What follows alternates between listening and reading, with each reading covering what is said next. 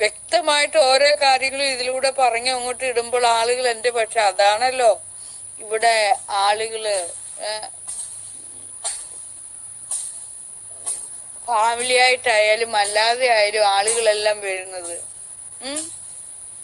മക്കളെ 7558875593 അതിലെ പേയ്മെന്റും കൂടെ അയക്കണം. ഇതുപോലെയുള്ള നാടുകളൊക്കെ നമുക്കിട്ട് കഴിച്ചു പോകിക്കാം.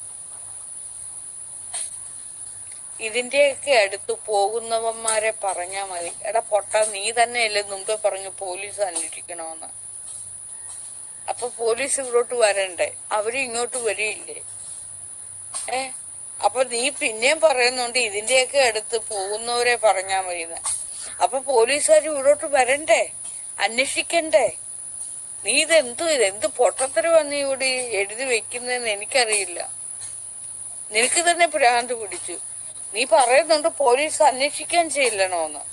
അപ്പൊ പോലീസ് ഇവിടെ വരില്ലേ? പിന്നെ നീ പറയുന്നുണ്ട് ഇതിന്റെയൊക്കെ അടുത്ത് ആളുകൾ പോകുന്നു, അവരെ പറഞ്ഞാ മതി. നീ രണ്ടും കൂടെ നീ എന്തിനാ പറയുന്നത്? ആകെ നിനക്ക് കൺഫ്യൂഷനായി അല്ലേ? നാഗ ഇങ്ങനെ കാണിക്കുന്ന എല്ലാരും കണ്ടോ?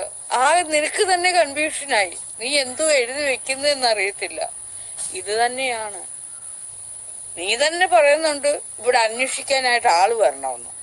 അന്വേഷിക്കാൻ ആള് വരുമ്പോൾ അതേ നീ തന്നെ എഴുതി വെക്കുന്നുണ്ട് ഇവരുടെ അടുത്തേക്ക് എന്തിനാ ആളുകൾ പോകുന്നത്?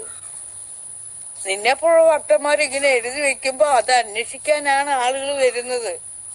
വീണ്ടും നിനക്ക് സംശയം. നീ അവിടെ കൊണ്ട് ആദ്യം നിന്നെയാണ് പിടിച്ചു അന്വേഷിക്കേണ്ടത്.